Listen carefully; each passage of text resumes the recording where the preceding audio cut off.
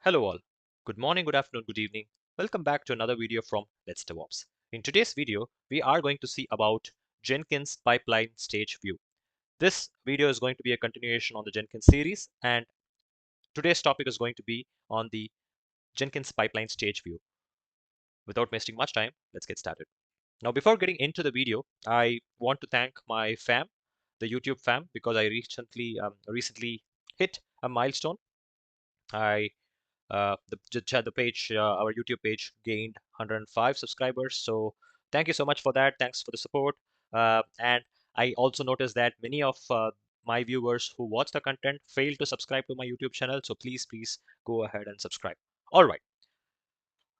If you have been following my videos, you know that we have a Jenkins instance installed in the local machine on an Ubuntu OS. I use a Windows PC, so I have Ubuntu installed via WSL, and then a Jenkins instance spinned up from the Docker image and is exposed at port 8080. Now that's what we've been using to play around with all of the Jenkins topics that is going to come in this channel. All right. Now, what's this Jenkins pipeline stage view? Now, Jenkins, is a CI/CD tool basically, continuous integration, continuous delivery tool. So you can create, configure pipelines that will perform different stages of the CI and CD process. And the best part about the CI/CD pipeline tool is its visualization. You need to be able to see exactly which stage happens where, and what happens in each of the stage with a proper logs to debug and stuff. And that's what we are expecting out of a real good CI/CD tool. Uh, Jenkins, as you know, is open source. There is also this enterprise version, but in an open source, does Jenkins give you a clear stage view out of the box? First, let's see what's coming out of the box, and if it's not there, then I'm going to show you how we can set this up and have a clear Jenkins pipeline stage view represented for each of our pipelines. Right. I have a multi-branch pipeline that I've set up, and I'm going to do my code changes on the main branch, which means that every time I do a code change on the main branch, there will be a pipeline that gets triggered instantaneously as a part of the continuous integration setup. Now, if you haven't followed my YouTube channel until now and you're starting fresh in here, I would suggest you to go back and check the playlist Jenkins, because we have been uh, doing things from the scratch, and it would be very helpful to you to get started with Jenkins. Right.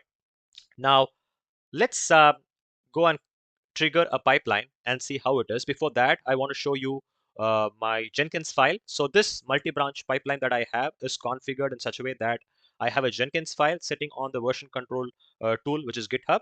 And you see that this is the source code of my application, and then there is a Jenkins file that is sitting here. This Jenkins file has all of the pipeline configurations.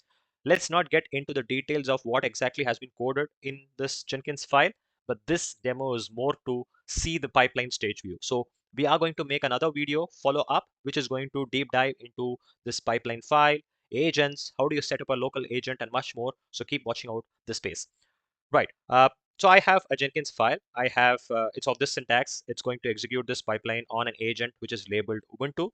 There is an environment block where I have specified all of the variables that is required for this pipeline to get executed.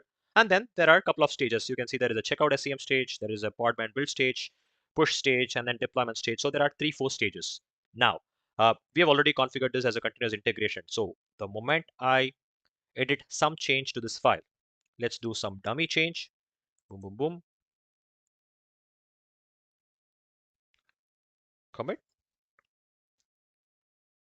Yep, the changes are committed into GitHub. Please note, this is not the ideal way of committing a code change. You have to always use an IDE to be really sure of what's getting in, but this is just for the demo purpose. Right, if I jump back to my Jenkins, anytime I should see a new job getting started because of the continuous integration setup. So continuous integration is nothing but a configuration that we place on the job to keep looking for any changes on the repository that this Jenkins job is connected to. And the moment there is a change in that repository, Jenkins will identify, okay, change has gone in, so I need to trigger a new Jenkins job or pipeline.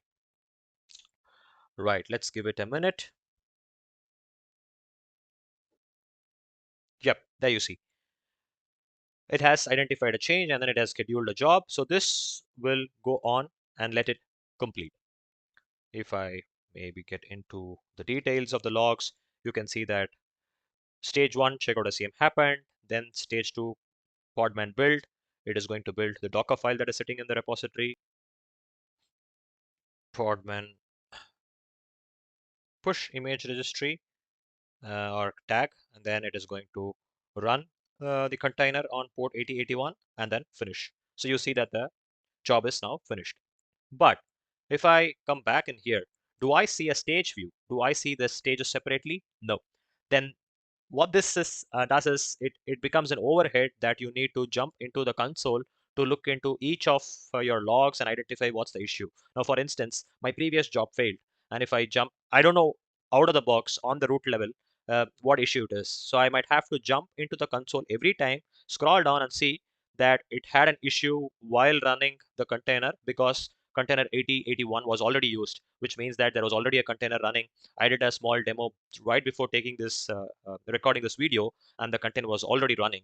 I did not stop it, and hence when I ran the pipeline again, it failed. Then I had to rerun it. So you have to get into the console to understand what the issue is. But that's not the how a CI/CD tool should look like. It needs to give you very clearly the stages and where it failed, where it passed, and so on. So to get that, we have a plugin. I mean, Jenkins runs deeply on plugins, and so there is a plugin to get that view in place, and that is called the Pipeline Stage View. So how do you get a new plugin installed in Jenkins? What you do is you go to dashboard, you have go to manage Jenkins, go to plugin section, go to available plugins, and type pipeline stage view. Click on it, install. I would even tick this box because the moment the uh, installation is complete, and if Jenkins identifies that there are no other jobs that is running on the instance, it will immediately do a restart of the entire instance, and so all the installed plugins will take effect immediately.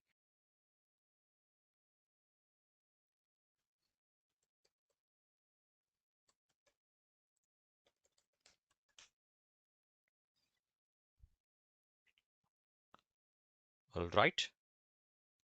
Now, if I go to my job, main branch, boom, there you see, I have a very good stage view of the entire pipeline. Now, this stage view gives you a list of all the recently done up to 10 last jobs that you see. And very clearly, you can see that the first stage is checkout, podman build image, podman push, deploy the image to remote host, and then some post actions of the pipeline.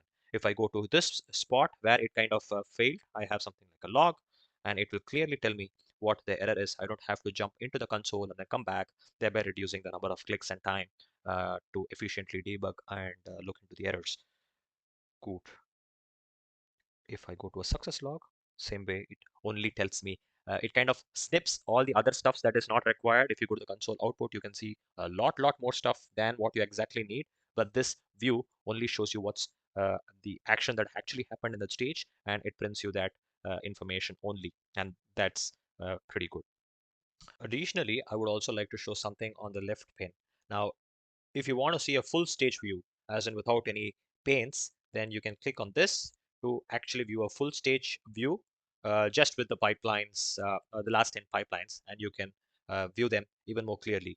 In fact, even more interesting point with this plugin is that there is a different look and feel that you can get for the same pipeline stage view.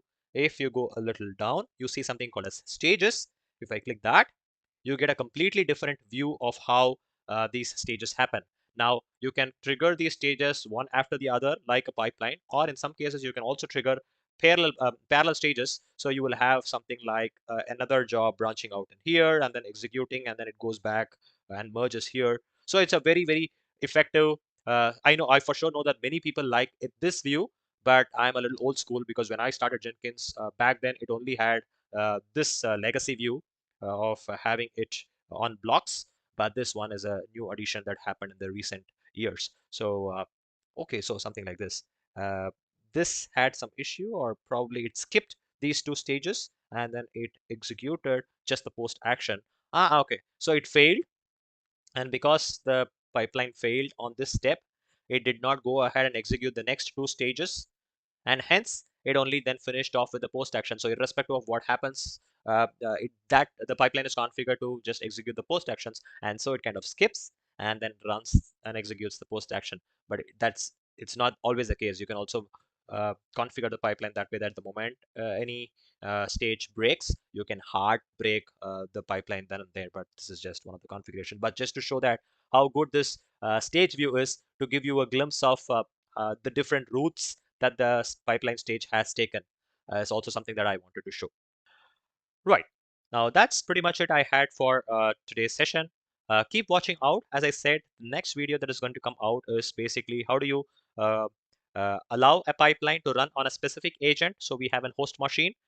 We are going to install a Jenkins agent on that machine and then ask Jenkins to trigger the pipeline in that specific machine. Is what the next video is going to be about. So keep watching out for the space. If you like this video, please do like, share, and subscribe to my YouTube channel. See you in another video. Thanks a lot. Take care. Bye-bye.